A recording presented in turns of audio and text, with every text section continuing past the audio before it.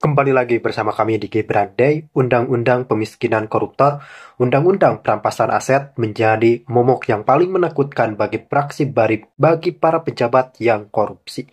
Karena dengan adanya payung hukum tersebut, undang-undang itu akan menjadi sebuah landasan hukum yang sangat-sangat kuat untuk tim penyidik dari KPK maupun Kejaksaan Agung merampas, menyita semua aset yang memang dihasilkan dari tindak pidana korupsi. Tentu saja ini sebenarnya undang-undang yang sangat bagus, terutama untuk menekan jumlah koruptor di Indonesia serta tentu saja mencegah terjadinya kasus korupsi. Karena nantinya akan sangat percuma ketika para koruptor itu melakukan tindak pidana korupsi, ujung-ujungnya aset-aset mereka akan kembali disita oleh negara. Jadi ini adalah suatu undang-undang yang sangat-sangat menakutkan bagi mereka, bagi para pejabat korup. Namun, kenapa undang-undang tersebut justru belum disahkan dan bahkan pembahasannya sangat-sangat alot, bahkan melahirkan sebuah konflik yang tidak berkesudahan. Dan ini harus kita analisis dengan bijak karena undang-undang perampasan aset dan semacamnya sangat dibutuhkan oleh bangsa Indonesia, oleh hukum di Indonesia. Apalagi kita tidak boleh menutup mata bahwa di Indonesia kasus korupsi masih marak terjadi. Itu artinya kita memerlukan sebuah vonis kejam bagi para koruptor yang akan diterapkan di Indonesia. Bang, soal Menteri Hukum nih yang pengen RUU perampasan aset gol di DPR, apakah sejauh ini sudah ada tentang RUU perampasan aset itu Bang di DPR? Ya kan kita lihat bahwa memang itu masuk ke dalam prolegnas, bahwa nanti kemudian sejauh mana itu akan dibahas, ya itu kan usulan pembahasan itu dilakukan oleh pemerintah dan DPR, nanti kita lihat aja. Termasuk saya berterima kasih, saya mengikuti perkembangannya, dinamikanya termasuk di Badan Legislasi. Tadinya dibahas di Komisi 3, kemudian Komisi Badan Legislasi melakukan diskusi, bahkan menyangkut soal perubahan nomenklatur judul. Apakah benar yang dimaksud itu adalah perampasan aset atau pemulihan aset, aset recovery. Nah, karena dua saham kita masing-masing kan 50% nih. DPR punya saham 50% sebagai lembaga pembentuk undang-undang sesuai amanat konstitusi. Pemerintah juga saham 50% dalam pembahasan. Sedapat mungkin daripada kita hanya gagah-gagahan mengajukan satu rancangan undang-undang, tapi pada akhirnya publik tidak mendapatkan hasilnya. Nah, sejak ini saya sampaikan sekali lagi bahwa ini akan kami bicarakan dengan pimpinan DPR, kemudian pimpinan AKD, kita diskusikan bersama mana yang paling terbaik. Intinya RUU ini menjadi kebutuhan kita bersama. Apalagi sesuai dengan kebijakan Undang-Undang 12 tahun 2011, dulu kita hanya boleh melakukan revisi prolegnas 2 kali dalam setahun. Sekarang setiap saat boleh, yang penting DPR dan pemerintah sepakat. Kalau ternyata besok kita sudah ada kesepakatan awal, baik dari sisi judul, kemudian juga mungkin substansi yang selama ini menjadi perdebatan-perdebatan itu bisa kita diskusikan lebih baik, maka secepat mungkin kita akan mengajukan itu. Prabowo diancam mafia migas jika tetap nekat lanjutkan kasus oplosan. Jadi begini, mari kita luruskan dulu. Ada isu yang beredar bahwa mafia migas mengancam bakal menggulingkan Prabowo kalau dia berani menuntaskan kasus korupsi Pertamina. Intinya, kalau Prabowo berani mengusut dari akar sampai pucuk, dia bakal kehilangan kursi presiden. Gini ya, ini bukan ancaman kaleng-kaleng. Mafia migas itu bukan main-main. Mereka punya uang ribuan triliun. Iya, ribuan triliun. Kalau transparan, bisa jadi mereka lebih kaya dari orang-orang yang masuk daftar Forbes. Ini duit yang bukan cuma bisa beli jet pribadi atau pulau, tapi bisa membeli kekuasaan. Dan kalau mereka merasa terancam, mereka bisa mengguncang stabilitas negara. Sekarang pertanyaannya, apakah Prabowo takut? Kenapa tiba-tiba ada ancaman begini? Kenapa mafia migas tiba-tiba merasa terancam? Ya karena Prabowo bukan tipe pemimpin yang bisa diatur-atur. Dari dulu, dia dikenal keras terhadap oligarki. Dia nggak punya kepentingan bisnis yang nyangkut di sektor migas. Dan lebih dari itu, dia punya niat serius untuk membersihkan Indonesia dari permainan kotor ini. Tapi mafia migas tahu, mereka nggak bisa melawan dengan cara biasa. Mereka nggak bisa tiba-tiba muncul di TV bilang, kami menolak pemberantasan korupsi. Mereka nggak bisa terang-terangan melawan kebijakan Prabowo. Jadi apa yang mereka lakukan? Mereka pakai cara lama, ancaman dan manipulasi opini publik. Mereka sebar isu, mereka tekan kanan kiri, mereka ciptakan narasi kalau Prabowo bakal jatuh kalau berani musik mereka. Seolah-olah ini adalah pertarungan yang sudah pasti dimenangkan mafia migas. Tapi tunggu dulu, apa benar begitu? Jangan salah, Prabowo bukan politisi kemarin sore. Dia tahu cara menghadapi tekanan politik. Dia tahu bagaimana bermain di papan catur kekuasaan. Dan yang paling penting, dia punya rakyat di belakangnya. Mafia migas bisa saja punya uang tak terbatas. Bisa bayar orang, bisa beli opini, bisa main belakang. Tapi ada satu hal yang nggak bisa mereka beli. Kepercayaan rakyat. Kalau rakyat sadar bahwa Prabowo sedang berhadapan dengan mafia besar yang merampok kekayaan negara, maka dukungan akan semakin kuat. Ini bukan sekadar soal politik, ini soal keberpihakan. Berpihak kepada keadilan atau berpihak kepada pencuri. Kalau kita biarkan mafia migas menang, kita sama saja membiarkan korupsi terus merajalela. Dan jangan lupa, ini bukan sekadar uang negara yang dirampok, ini adalah masa depan bangsa yang digadaikan. Bayangkan, ada orang yang simpan uang 1 triliun di rumah. 1.000 triliun! Itu setara dengan hampir setengah APBN Indonesia. Kalau uang sebanyak itu dipakai buat membangun negara, buat pendidikan, buat kesejahteraan rakyat, kita bisa jadi negara adidaya. Tapi kalau itu dibiarkan jatuh ke tangan segelintir orang, ya kita bakal begini-begini terus. Mafia migas ini harus dilawan. Dan Prabowo harus terus maju. Kalau perlu, rakyat harus ikut bergerak. Jangan sampai Prabowo dibiarkan sendirian dalam pertarungan ini. Karena ini bukan cuma pertarungan seorang presiden. Ini adalah pertarungan antara kejujuran melawan kerakusan.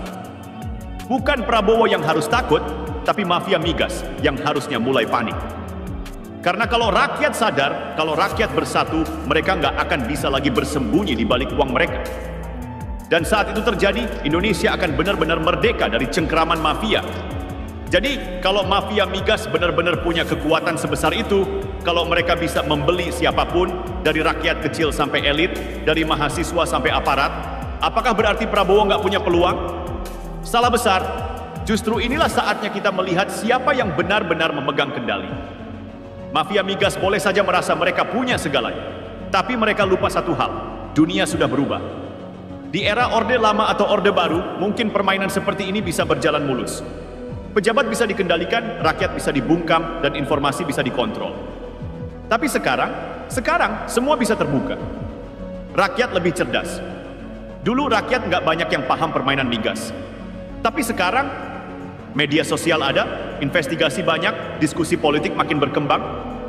Rakyat tahu kalau ada yang nggak beres. Kekuatan rakyat lebih besar daripada uang. Ingat waktu reformasi 1998? Itu bukan gerakan yang dibiayai triliun rupiah, itu gerakan rakyat. Jadi kalau mafia migas pikir mereka bisa membeli seluruh Indonesia, mereka lupa bahwa rakyat punya harga diri. Sekarang kita tanya, apakah rakyat Indonesia akan diam kalau tahu Prabowo sedang melawan mafia? Jawabannya, tidak. Dan mafia migas tahu ini. Makanya mereka nggak berani tampil terang-terangan.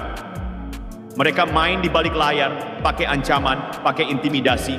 Mereka panik. Oke, sekarang kita lihat dari sisi strategi. Mafia migas memang kuat, tapi Prabowo juga bukan politisi amatiran. Kalau Prabowo mau menang dalam perang ini, dia nggak bisa gegabah. Dia harus kumpulkan bukti yang kuat. Mafia migas ini bisa beli banyak hal, tapi kalau bukti sudah di tangan, media internasional sudah tahu, dunia sudah melihat, mereka nggak bisa lagi sembunyi. Gunakan sistem hukum yang ada. Jangan salah, KPK, Kejaksaan Agung, dan Polri itu bukan cuma bisa disetir seenaknya. Kalau pimpinan mereka benar-benar mau bersih-bersih, mafia migas bakal kelabakan. Bawa rakyat ke pihaknya.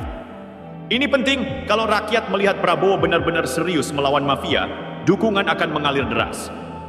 Dan kalau rakyat sudah di belakang Prabowo, mafia migas nggak akan berani gegabah. Manfaatkan momentum internasional, jangan lupa mafia migas ini bukan cuma bermain di dalam negeri. Mereka punya jaringan di luar. Tapi justru itu bisa jadi senjata. Kalau Prabowo bisa menunjukkan ke dunia bahwa Indonesia sedang melawan mafia besar, akan ada dukungan dari luar. Mari kita bayangkan skenario terbaik. Prabowo menang, mafia migas tumbang. Apa yang terjadi? Harga BBM bisa stabil. Korupsi migas selama ini bikin harga BBM selalu naik turun nggak jelas. Kalau mafia ini diberesin, harga BBM bisa lebih stabil dan adil. APBN jadi lebih kuat. Bayangkan kalau uang triliunan yang selama ini dikorupsi bisa kembali ke negara. Kita bisa bangun lebih banyak sekolah, rumah sakit, infrastruktur.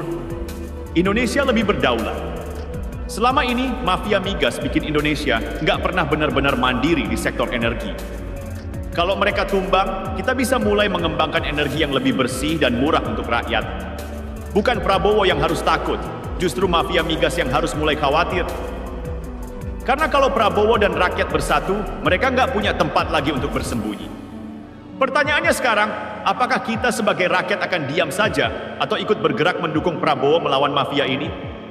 Kita harus paham dulu, mafia migas itu bukan sekadar sekumpulan orang yang doyan korupsi, mereka ini sistem.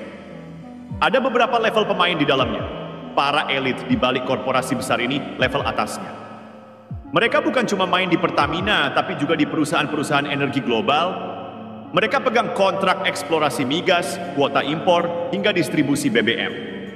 Mereka punya koneksi langsung ke para pejabat. Bahkan, ada yang duduk di lingkaran pemerintahan. Orang-orang ini bisa masuk ke dalam sistem birokrasi dan memastikan aturan selalu menguntungkan mereka. Makelar dan perantara mereka ini yang tugasnya jadi tukang lobby. Lobby ke DPR supaya regulasi menguntungkan mereka. Lobby ke aparat supaya kalau ada kasus korupsi bisa diamankan. Lobby ke media supaya opini publik bisa diarahkan. Jaringan preman dan aparat bayaran. Jangan salah, mafia migas ini bukan cuma duduk manis di kantor mewah. Mereka juga punya kaki tangan di lapangan. Mereka bisa pakai preman, organisasi massa, atau bahkan oknum aparat untuk menekan siapa saja yang berani buka suara. Siapa yang melawan, siap-siap kena intimidasi. Pejabat yang dipelihara. Di beberapa kementerian dan instansi, selalu ada pejabat yang sengaja dipasang untuk memastikan bisnis mafia migas tetap aman. Ada yang tugasnya mempermudah izin impor, ada yang tugasnya memastikan monopoli tetap berjalan, ada yang tugasnya menghambat penyelidikan kalau ada skandal bocor. Prabowo bukan orang bodoh. Dia tahu kalau mafia migas ini punya pengaruh kuat. Kalau dia bertindak gegabah, ada dua kemungkinan. Mereka akan melakukan serangan balik dengan segala cara. Bisa lewat propaganda di media. Bisa lewat serangan ekonomi, misalnya mendadak bikin harga BBM naik supaya rakyat menyalahkan pemerintah. Bisa juga lewat tekanan politik di DPR supaya kebijakan Prabowo bisa digagalkan. Mereka bisa mencoba menggulingkan Prabowo secara sistematis. Jangan lupa, mafia ini punya uang ribuan triliun. Mereka bisa membeli gerakan oposisi, mendanai aksi protes besar-besaran, atau bahkan memanfaatkan isu lain untuk menjatuhkan pemerintahan. Kalau Prabowo benar-benar mau menumpas mafia ini, dia harus pakai strategi perang. Pancing mafia keluar dari persembunyian. Caranya, bongkar korupsi-korupsi kecil dulu. Tangkap dulu 9-12 orang yang ada di lingkaran bawah. Ini akan membuat bos-bos besar mulai panik dan bergerak. Gunakan aparat yang bersih mafia ini pasti punya orang dalam di KPK, Kejaksaan, dan Polri. Harus ada penyaringan aparat yang benar-benar loyal. Manfaatkan dukungan rakyat. Kalau rakyat tahu betapa gilanya uang yang dikorupsi di sektor migas, dukungan akan datang secara alami. Gunakan media sosial untuk terus mengungkap permainan kotor mereka. Buat serangan balik ke mafia-mafia ini kuat di ekonomi. Tapi mereka juga punya kelemahan. Ketergantungan pada sistem hukum dan politik. Jika Prabowo bisa membongkar koneksi mafia dengan pejabat-pejabat korup dan membawa kasus ini ke tingkat internasional, mereka akan kehilangan perlindungan. Mafia migas kuat karena selama ini data keuangan mereka tersembunyi. Kalau Prabowo berani membuka data-data migas secara transparan, rakyat bisa melihat siapa yang selama ini bermain kotor. Kenapa mafia migas bisa eksis selama puluhan tahun? Karena mereka tahu sistem hukum bisa dimainkan. Tapi kalau rakyat sudah tahu kebusukan mereka, itu masalah besar. Mafia ini bisa melobi pejabat, tapi mereka nggak bisa melobi jutaan rakyat. Mereka bisa membeli politisi, tapi mereka nggak bisa membeli harga diri bangsa. Ingat, kejatuhan banyak rezim korup bukan karena mereka kalah di meja hukum, tapi karena rakyat sudah nggak mau lagi diam. Prabowo harus sadar, rakyat Indonesia akan mendukung siapapun yang berani melawan mafia ini. Sekarang kita lihat dua skenario. Jika Prabowo berhasil menggulingkan mafia migas, Indonesia akan lebih mandiri di sektor energi. Harga BBM bisa lebih stabil, ekonomi rakyat lebih kuat karena tidak dikendalikan oleh segelintir orang. Indonesia akan jadi contoh negara yang berhasil melawan korupsi di sektor energi. Jika mafia migas menang dan berhasil menekan Prabowo, harga BBM akan terus dimainkan untuk kepentingan mereka. Uang negara terus dirampok oleh segelintir elit, Indonesia akan tetap jadi sapi perah bagi kartel migas global. Dan yang paling bahaya, presiden manapun setelah Prabowo akan tetap dalam kendali mafia ini. Jadi, pertanyaannya sekarang bukan lagi berani nggak Prabowo melawan mafia migas, tapi lebih kepada apakah rakyat akan mendukung Prabowo atau justru membiarkan mafia ini terus berkuasa? Karena kalau rakyat diam, Indonesia akan tetap dikuasai oleh kelompok yang sama. Mari kita lihat dari sudut pandang realistis. Prabowo bukan pemimpin yang baru belajar politik. Dia tahu betul betapa berbahayanya musuh yang sedang dihadapinya. Mafia migas ini bukan cuma soal uang, tapi juga soal kontrol global. Mereka ini main di level internasional, punya jaringan kuat dengan oligarki dunia, bahkan bisa menekan negara-negara berkembang seperti Indonesia. Jadi pertanyaannya bukan berani atau tidak, tapi lebih kepada bagaimana cara yang paling efektif untuk mengalahkan mereka tanpa membuat negara ini porak-poranda. Karena kalau salah langkah, efeknya bisa luar biasa. Harga BBM bisa sengaja dimainkan agar naik drastis. Rakyat yang marah bukan mafia. Isu bisa dipelintir di media, Prabowo justru disalahkan. Oposisi bisa dimanfaatkan untuk membuat situasi politik makin panas. Ini bukan sekadar perang terbuka, tapi perang strategi. Prabowo harus siap dengan serangan balik politik dan ekonomi. Jangan kaget kalau tiba-tiba BBM jadi langka atau harganya melonjak tajam. Ini sering terjadi di negara-negara yang mencoba melawan mafia migas. Tujuannya biar rakyat sendiri yang menekan pemerintah. Solusi Prabowo, segera pastikan Indonesia punya cadangan energi strategis. Kembangkan energi alternatif, biofuel, listrik, nuklir. Kurangi ketergantungan pada impor migas yang dikendalikan oleh kartel global. Penyusupan di lingkaran kekuasaan mafia migas tidak akan tinggal diam. Mereka akan menanamkan orang-orang mereka di pemerintahan, DPR, bahkan di kabinet. Tujuannya menghambat kebijakan Prabowo dari dalam. Solusi Prabowo harus bersih-bersih birokrasi. Periksa siapa saja pejabat yang selama ini terlibat dalam permainan migas. Gunakan pendekatan intelijen. Jangan cuma pakai hukum biasa karena mafia ini licik dan bisa bermain dengan celah hukum. Jangan kaget kalau tiba-tiba ada media yang mulai menyerang Prabowo secara sistematis. Narasinya bisa macam-macam. Pemerintahan Prabowo gagal mengatasi ekonomi. Prabowo lebih buruk dari presiden sebelumnya. Kebijakan energi Prabowo justru menyengsarakan rakyat.